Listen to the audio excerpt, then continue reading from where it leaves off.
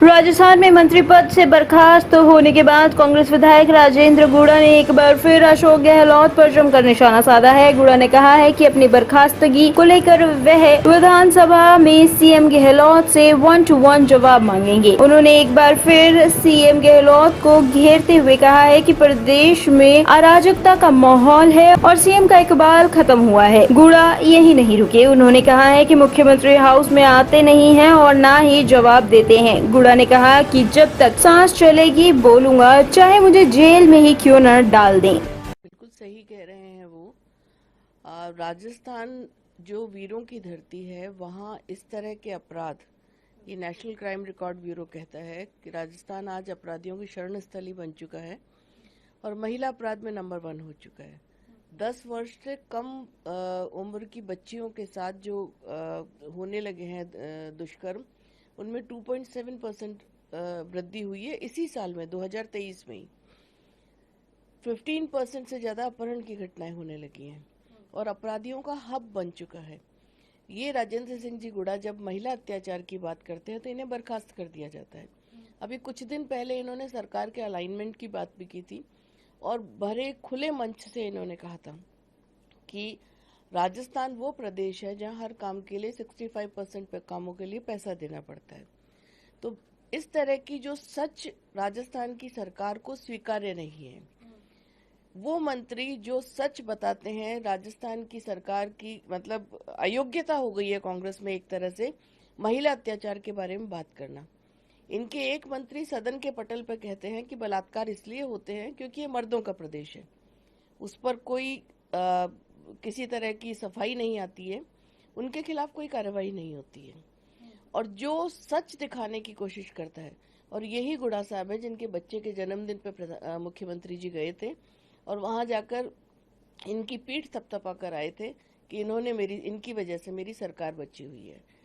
तो कांग्रेस की नीति और नीयत और कांग्रेस की जो मंशा है वो इस तरह के कृत्यों से खुलेआम जाहिर होती है और राजस्थान की महिलाएं निश्चित रूप से सरकार को माफी। गुड़ा जी को तो पहले ही बाहर कर देना चाहिए था, लेकिन सरकार ने और पार्टी ने बहुत समय तक संयम रखा।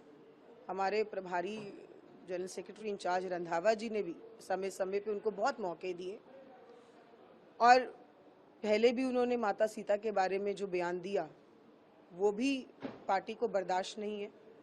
और अब फिर जिस तरीके से भाजपा की लैंग्वेज अगर वो बोलेंगे कांग्रेस में रहकर, तो ये तो नहीं चलेगा।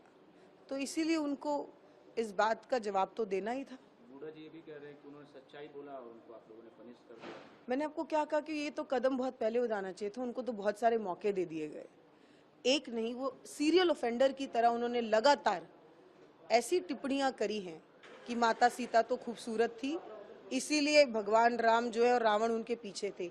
ऐसी भाषा का उपयोग करना और साथ में मणिपुर को सवाल करने की बजाय बीजेपी से सवाल करने के, जहां पूरा देश सवाल कर रहा है, ये किसी एक पार्टी की बात नहीं है, देश के लोग शर्मिंदा हो।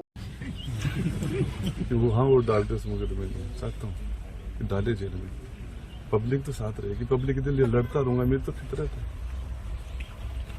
मुझे आपको बताऊं, मुझे बर्खास्त मंत्रिमंडल से कर दिया, चाहे मुझे जेल में डाल दें, चाहे मुझे जब तक जिंदा रहूंगा बोलता तो रहूंगा।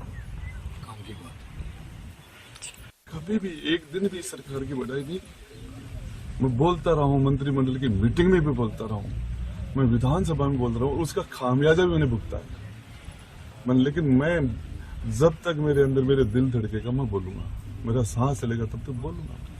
तो घटना के बाद आती है, लिपापोती कर देती है, डेड बॉडी दे देंगे, हम उसको जला देंगे। आज हमने कानून बना दिया विधानसभा में, शर्म नहीं आती। जो आक्रोश के अंदर ये लोग यदि दाह संस्कार आक्रोश में नहीं कर पाए कि साहब हमें न्याय नहीं मिला, इनको 5 साल की सजा कर दोगे, कोई इनके पास बैठ नहीं पाएगा, कोई आदमी विरोध नहीं कर सकता, कोई किसी को मार दे कुछ बोल नहीं सकता। आज आप किसी बात को प्रोटेस्ट कैसे कानून बना रहे हैं? कानून तो जो आपके पास उनके खिलाफ काम करना चाहिए था। आज ये लोग, ये सारे के सारे लोग के खिलाफ ऐसा कानून बना दिया विधानसभा में कि ये सारे लोग जेल में जाए। देखिए, महिलाएं हमारे प्रदेश में सुरक्षित नहीं है, हमारी बहन बेटियां सुरक्षित नहीं है। ये आंकड़े बोल रहे हैं कि हिंदुस्तान में महिला अत्याचार में राजस्थान नंबर 1 है। राजेंद्र गुड्डा नहीं कह रहा, रिपोर्टें बोल रही है, चीख चीख के रिपोर्टें बोल रही है कि हमारी बहन बेटियों की हिफाजत सरकार नहीं कर पा रही और किसी के अंदर खौफ नहीं है, डर नहीं है इसके अंदर, ये स्थिति है। राजेंद्र गुड्डा का महिला अत्याचारों को लेकर परसों विधानसभा में बताऊंगा क्या होगा। पूछूंगा राजस्थान के मुख्यमंत्री से, पट्टी बांध के पांव के बैठे हैं, एक छोटी पांव की पट्टी बांध के बैठे मुख्यमंत्री जी। बेटियां सुरक्षित नहीं है।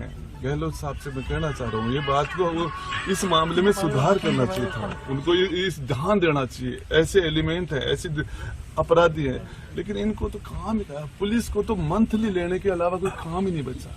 सारे सरे आम दारू बिक रही है, सरे आम, और ये सारी की सारी अवैध दारू के रूट पुलिस एस्कॉर्ट करती है। पुलिस का काम ही है पिकअप से पैसे ले लो, मोटरसाइकिल वालों से पैसे ले लो, मुकदमे के FIR दर्ज करने के पैसे, नाम काटने के पैसे, चालान करने के पैसे, और इनका पेट ही नहीं भरा, कीड़े पड़ेंगे। क्या होगा? विधानसभा के अंदर राजस्थान के मुख्यमंत्री से 1-to-1 जवाब मांगूंगा यदि हाँ विधानसभा में आएंगे तो, और परसों विधानसभा में जाके जिस तरीके से बोलूंगा सबको, क्या कर रहे हो तुम? राजेंद्र गुड्डा को बर्खास्त करने से कुछ नहीं होता। महिलाओं के माता और बहनों में सुरक्षा का भाव पैदा करो, उससे क्या होगा? कि किसी को मंत्री बना दिया, किसी को हटा दिया, इससे कुछ होने वाला नहीं है।